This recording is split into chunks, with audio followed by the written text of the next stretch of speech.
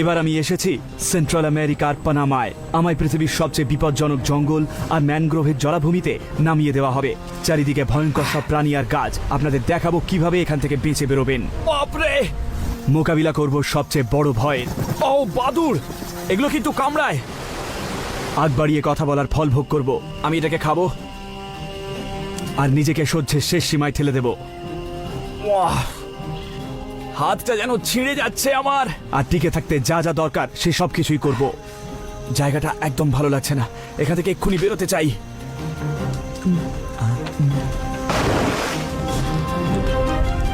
Man vs. Wild with Bear Grylls.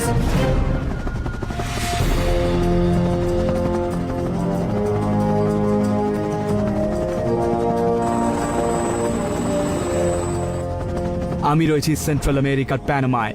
আমায় নামিয়ে দেওয়া হবে ঐতিহাসিক ক্যামিনো রিয়াল ট্রেলে।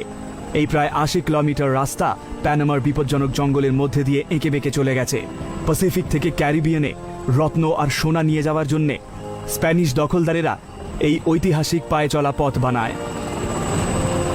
এই পায়ে চলা পথ প্রায় ৪০০ বছরের পুরনো, আর পেশাদার ট্রেকারদের কাছে খুব দ্রুত এই পথ জনপ্রিয় হয়ে উঠেছে।